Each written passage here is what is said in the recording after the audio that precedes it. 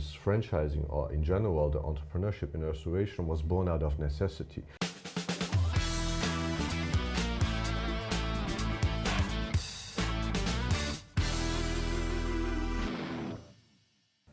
Today, I have the pleasure to have in the studio Dali, who is mayor of Contern. Welcome. Thank you, Jérôme, to have me here. It's a pleasure to have you. I invited you. You are also a mayor. You're also an entrepreneur. You worked at Spurkes. You now own 4 restaurants, and then you have franchise. So maybe can you just present your career path in a few words? Yes, so I'm Dali. I'm mayor of Contern, but I'm, as you say, also an entrepreneur in the hospitality industry. I'm 37 years old. I have 2 kids. And so my background were studies. It's not that I've been born into this industry. I've done studies in statistics and econometrics in Strasbourg, but maybe there I got the taste for the food on the wine. But and I started my career at Spurkes as a risk manager. And actually, basically, what I studied, I could do in my job. It was actually very satisfying from an intellectual perspective. But then I chose a different path because I think that I was more made to work with people rather than numbers. PC and numbers. It's numbers are inevitable, but PC or people I can choose. Mm-hmm. Yes, so I decided to pursue a career in HoReCa. And I wanted a challenge also from Spurkes. Surely got it. Yeah, I surely got it with COVID because when I left, it was the first lockdown. Yes. Yeah, and on the first lockdown, we all remember everybody thought the world is going to end. So nobody knew when it's going to be open. The second lockdown was much more predictable in the sense that, okay, we're going to be locked down, it's just a question of time. But in the first lockdown, nobody knows what's going to happen. Exactly. Yeah. So surely financial planning is key. And I'm curious because we know that in Luxembourg, you really have 2 types of entrepreneur in the HoReCa. You've got the one business person, and we know it's hard enough. Mm-hmm. And then we've got those groups. We have concept partners, we have Manzo Group. Manzo, you have Salva with Stéphanie Joquet, who have also built a little empire. You have a few people who own up to 15 or more restaurants. So you started with only one. Yes. It was a family restaurant in the village. How do you go from that to owning several addresses without a strong partner behind? I think what is very important is to detect the needs of the people. So why I started to change the concept of an old restaurant in a village is because I detected that when I was in Spurkes, I asked people, let's go eat Chinese food. Yeah. But the people said, no, it's okay. I will pass because I taste all the same and it's not really homemade. The cliché sometimes that we hear from the Chinese cuisine, and it's not something that I affirm, it's just what people say. And it still bothered me because I come still from a background where my parents owned a restaurant, mm-hmm. and the restaurant gave us the opportunity to do the integration here and to establish us as a family here in Luxembourg, coming from China. So I took it personal. Mm-hmm. So I worked very, very hard for 3 years. I detect what the people are missing because there are friends telling me, oh, when I was in China, I really liked the food. Mm-hmm. But here, it's why is here so different? and so I detect the reasons why. So it was obviously also linked to know-how, but know-how nowadays, you can find it on the internet, you can do trainings, you can do a lot if you want to invest into it. Mm-hmm. And that is the major change that I brought to this company that has been there for almost 30 years, but mm-hmm. never changed anything. And so this gave me the confidence later to do entrepreneurship in restoration. Yes, and then you pushed, of course, the bar. You're offering a true experience. Yes. There's a very strong atmosphere or branding. You just released a little comic book, a manga, which is very impressive. I know what I'm talking about. We also did comic books, very, very difficult. And so how did you scale? First, you did it on your own by opening 4 restaurants up to date in Luxembourg, and then you franchise outside. For me, this franchising, or in general, the entrepreneurship in restoration was born out of necessity, because when I was doing Laozi, which was the first restaurant, I understood a lot of problems that restoration people have today, which is manpower and staff. And this is the same with Laozi. If I would lose my head chef, I would lose 50% of the menu. For me, as a risk manager, that's a big risk. That's a big risk that is not financial linked, but eventually can be even more devastating than financial risks. Yes. Yeah, because you have a concentration risk in one person. This person is not even that I pay him bad. Maybe he gets sick. Maybe he just say, I want to do other things. Yeah, Yes. I want my, yeah. So it was born out of necessity to search for something a bit safer, and at the same time, as I was a lot into Japanese culture when I was in my teenage years, a lot of mangas. I loved ramen, but there was no real ramen here. So I chose a trend, and I missed the trend of sushi. So I wanted to participate in the trend, and ramen gave us a good opportunity. It's a product that is very diversified. You can change a lot with it, and it's not too difficult to make. You just need the right recipes, you need the quality product, and you need the right, you need to know where you get the good stuff.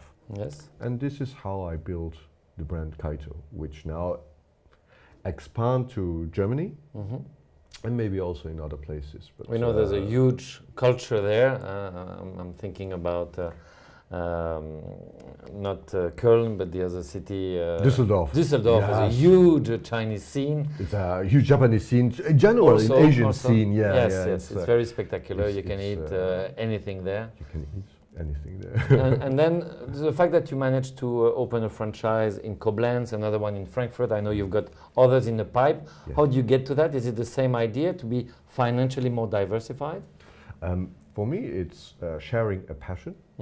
I see eventually all the influences that I have in Kaito, I got them also somewhere. It's from Paris, from Düsseldorf, from a lot of, in Japan, I was twice in Japan also to check the ramen.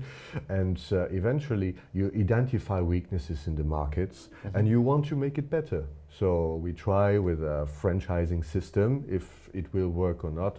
Until now, we will have 2 more locations this year in Germany that will open, and I have German partners that help me develop this brand there, and we see how it goes. It's quite spectacular. It's quite rare, maybe because margins are quite big in Luxembourg. I cannot think about people who have made it in Luxembourg and started exporting outside. I'm thinking, of course, of Stéphanie Jocquet with Cocotte. It's not a restaurant.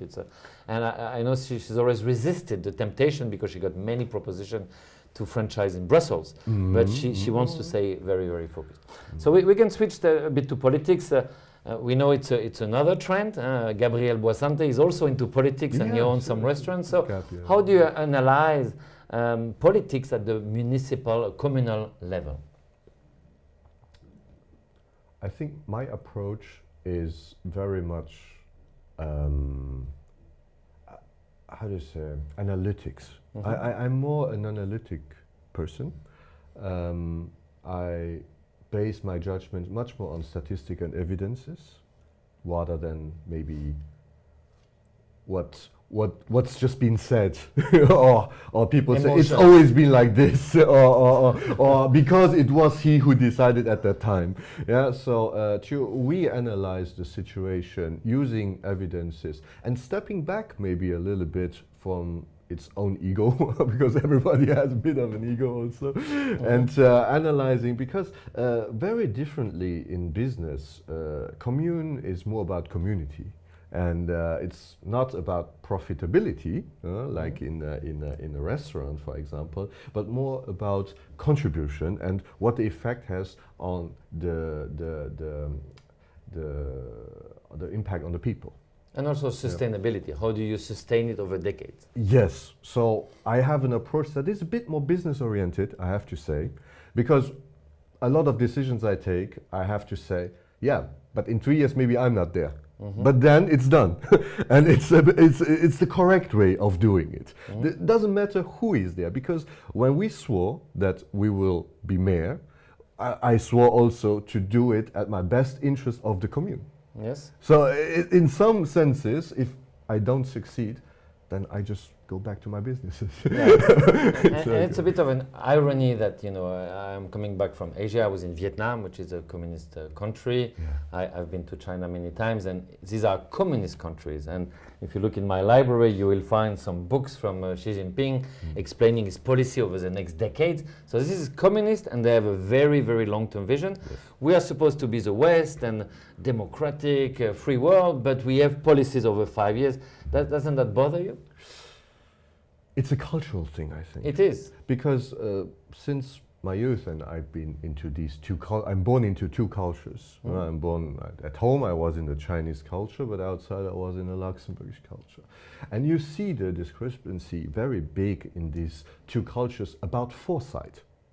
So they joke that in West we play poker and in the East we play Go, which is a game that needs much more forecast and much more forward thinking than maybe poker, because the game ends in 5 minutes and you just get new cards. Exactly. It's a very good analogy. I mean, it's more cultural, and since my youth I've been told, man, you have to look for the future.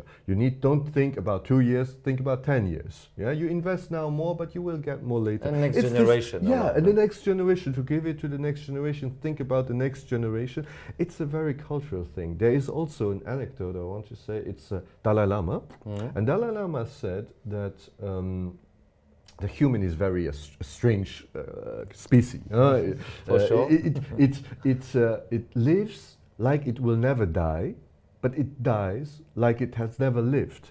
And that is an anecdote. I really think Dalai Lama mentioned the Asian, the Chinese guy, who is always thinking ahead, but not too much in the moment, but will end up eventually one day thinking, man, I've worked all the time just thinking about the future, and Sure. I haven't really lived in the moment. That's very interesting. If we conclude about your analysis, we can do both for Contern and for Luxembourg. Which opportunities do you see right now, and which risks, as a risk manager, do you identify? I think it doesn't matter, risk and opportunities, in every project, they go hand in hand. There's always opportunities through a project. I'll give you an example of an administration building that has to be renovated, that is just unusable. Then you do something, but it has risks. There's financial risks, it has risks that if whatever you do, people don't like it. But it creates opportunity because it can be transformed into something else where people maybe like it. So to talk about risks and opportunities, I think these are linked with each project, and I'm the guy who always think in a more positive way. So better do something than do nothing. But what you maybe is asking is about the challenges that Contern faces, and I mean there on the communal level the challenges are all a bit similar. It's if you can solve maybe these three things like housing, school, and traffic, you're already you're very good. Traffic is security. Security. Yeah, and then you've got I think you covered already a lot of the challenges. In Contern, in particular, maybe the challenges is a bit the traffic, but the traffic is a challenge that is national because we have the French people coming, but we have at the same time the German also from the other side. So we are at a crossroad of two different countries where a lot of people are entering Luxembourg every day.